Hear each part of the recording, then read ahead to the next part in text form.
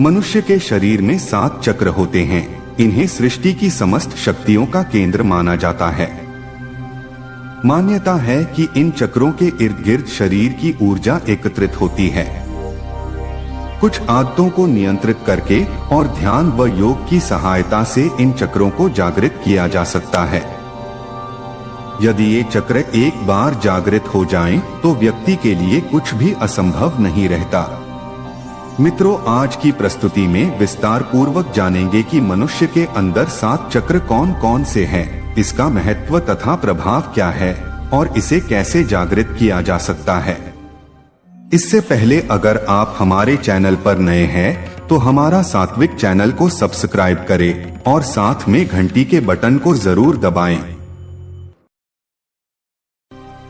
पहला है मूलाधार चक्र। यह चक्र रीढ़ की हड्डी के सबसे निचले हिस्से के आसपास होता है। इस चक्र को कुंडलिनी का मुख्य स्थान कहा जाता है।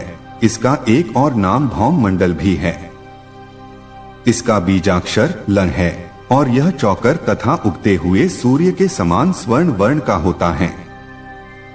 भौतिक रूप से सुगंध और आरोग्य इसी चक्र से नियंत्रित होते हैं।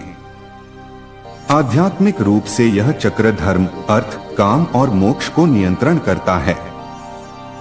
व्यक्ति के अंदर अत्यधिक भोग की इच्छा और आध्यात्मिक इच्छा इसी चक्र से आती है।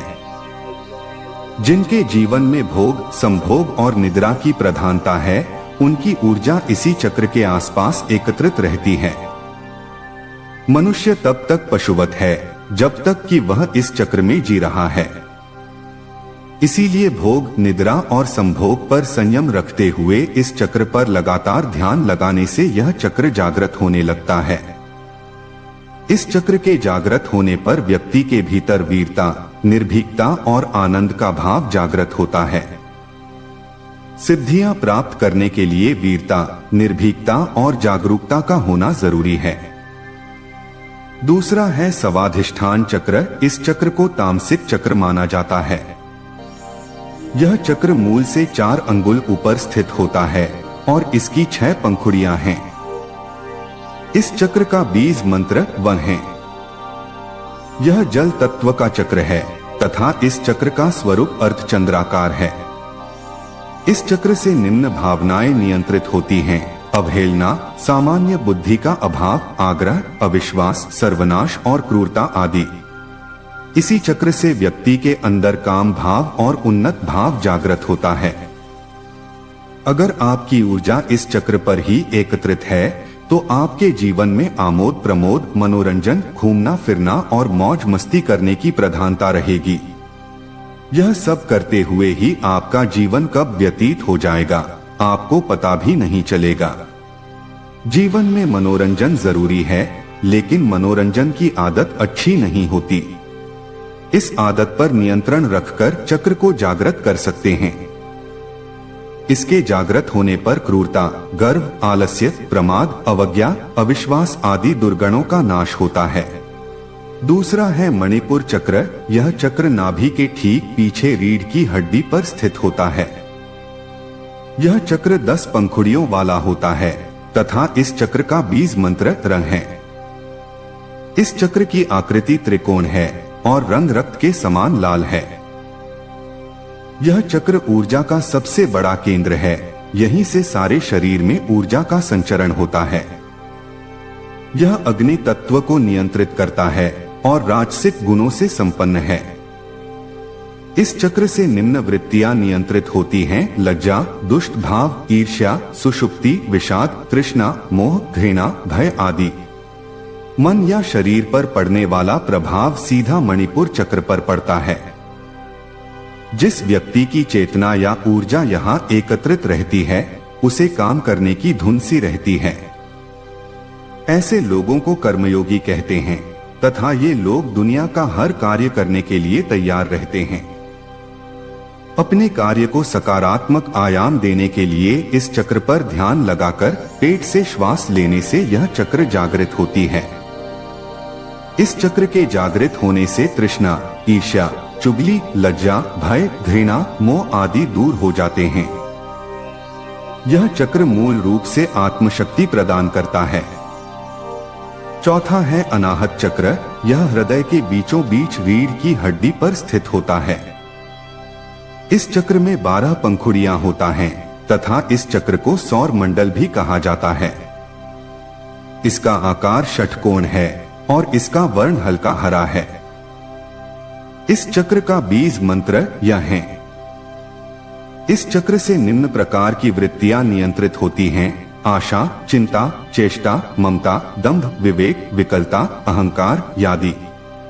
मानसिक अवसाद की दशा में इस चक्र पर गुरु ध्यान और प्राणायाम करना अद्भुत परिणाम देता है। आध्यात्मिक दृष्टि से यहीं से साधक के सतोगुण की शुरुआत होती है। इसी चक्र से व्यक्ति की भावनाएं और अनुभूतियों की शुरुआत होती है।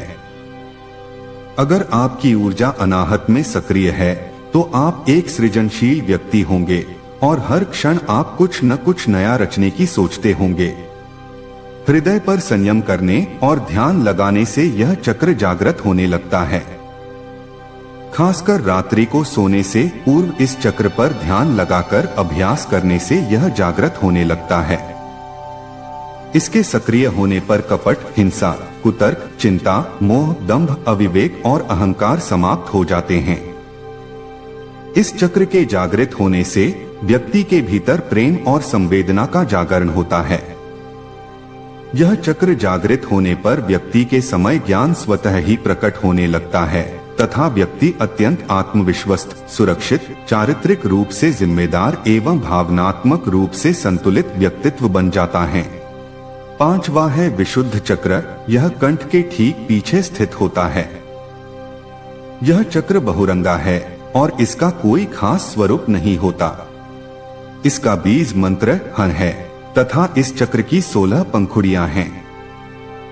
इस चक्र से निम्न वृत्तियां नियंत्रित होती हैं: भौतिक ज्ञान, कल्याण, महान कार्य, ईश्वर में समर्पण, विष और अमृत आदि। यह चक्र आकाश तत्व और 8 सिद्धियों से संबंध रखता है तथा संगीत के 7 सुर इसी चक्र द्वारा उत्पन्न होती हैं। कुंडली शक्ति का जागरण होने से जो ध्वनि आती है वह इसी चक्र से आती है। इस चक्र के गड़बड़ होने से वैज्ञानिक रूप से थायराइड जैसी समस्याएं और वाणी की विकृति पैदा होती है। यह चक्र और भी उच्चतम आध्यात्मिक अनुभूतियां देता है तथा सारी की सारी सिद्धियां इसी चक्र में पाई जाती हैं। सामान्य तौर पर यदि आपकी ऊर्जा इस चक्र के आसपास एकत्रित है तो आप अति शक्तिशाली होंगे। कंठ में संयम करने और ध्यान लगाने से यह चक्र जागृत होने लगता है। मनुष्य को इसके जागृत होने पर 16 कलाओं और 16 विभूतियों का ज्ञान हो जाता है। इसके जागृत होने से जहां भूख और प्यास को रोका जा सकता है वहीं मौसम के प्रभाव को भी रोका जा सकता है। छठा चक्र है आज्ञा चक्र। यह दोनों भौहों के बीच स्थित में होता है। यह चक्र 2 पंखुड़ियों वाला होता है। एक पंखुड़ी काले रंग की है और दूसरी पंखुड़ी सफेद रंग की है। सफेद पंखुड़ी ईश्वर की ओर जाने का प्रतीक है और काली पंखुड़ियों का अर्थ संसारिकता की ओर जाने का प्रतीक है। इस चक्र के 2 अक्षर और 2 बीज मंत्र ह और क्ष है। इस चक्र का कोई ध्यान मंत्र नहीं है क्योंकि यह 5 तत्वों और मन से ऊपर होता है। इस चक्र पर मंत्र का आघात करने से शरीर के सारे चक्र नियंत्रित होते हैं। इस चक्र पर इड़ा, पिंगला और सुषुम्ना आकार खुल जाती हैं और मन मुक्त अवस्था में पहुंच जाता है। सामान्य तौर पर जिस व्यक्ति की ऊर्जा यहाँ ज्यादा सक्रिय होती है ऐसा व्यक्ति बौद्धिक रूप से संपन्न, संवेदनशील और तेज दिमाग का बन जाता है, लेकिन वह सब कुछ जानने के बावजूद मौन रहता है। भ्रिकुटी के मध्य ध्यान लगाते हुए साक्षी भाव में रहने से यह चक्र जागृत होने लगता है। यहाँ अपार शक्तियां और सिद्धियां निवास करती हैं। इस आज्ञा चक्र के जागरण होने से ये सभी शक्तियां जाग पड़ती हैं और व्यक्ति एक सिद्ध पुरुष बन जाता है। 7वां है सहस्रार चक्र। यह मस्तिष्क के सबसे ऊपरी हिस्से अर्थात जहां चोटी रखते हैं वहां पर स्थित होता है। यह सहस्त्र पंखुड़ियों वाला होता है और बिल्कुल उजले सफेद रंग का है। इस चक्र का न तो कोई ध्यान मंत्र है और न ही कोई बीज मंत्र। इस चक्र पर केवल गुरु का ध्यान किया जाता है। कुंडलिनी जब इस चक्र पर पहुंचती है तब जाकर वह साधना की पूर्णता पाती है और मुक्ति की अवस्था में आ जाती है। इसी स्थान को तंत्र में काशी कहा जाता है तथा इस स्थान पर सद्गुरु का ध्यान या कीर्तन करने से व्यक्ति के मुक्ति मोक्ष का मार्ग सहज हो जाता है। यदि व्यक्ति यम नियम का पालन करते हुए यहाँ तक पहुँच गया तो वह आनंदमय शरीर में स्थित हो जाता है। ऐसे व्यक्ति को संसार, संन्यास और सिद्धियों से कोई मतलब नहीं रहता। लगातार ध्यान करते रहने से मनुष्य जब मूलाधार चक्र से होते हुए सहस्रार तक जागृत कर लेता है तब वह व्यक्ति परमहंस के पद को प्राप्त कर लेता है। मित्रों, मन भी एक चक्र है और मन से बड़ा कोई चक्र, कोई शक्ति नहीं। सभी धर्म एवं संस्कृतियों में यह एक विस्तृत समझ है कि हमारे जीवन में जो भी दुख या तकलीफें हैं वह हमारे अपने ही कर्मों का फल है और वैसे ही कोई भी लाभ, हानि, खुशी, प्रेम और संतुष्टता का आधार भी कर्म है। परंपरागत रीति से समय चक्र अपने 4 भागों के साथ घूमता रहता है जो मन स्थिति के परिवर्तन का प्रतीक है। उस विशेष समयावधि में देखा जाए तो चक्र की कोई शुरुआत या अंत नहीं है। क्रियाओं और प्रतिक्रियाओं की एक निरंतर एवं शाश्वत कड़ी है जिसकी गुणवत्ता हमारे अपने हाथ में है। बदलती ऋतुएं तथा तत्वों की अखंडता समय के साथ पृथ्वी का बाह्य स्वरूप बदल देते हैं।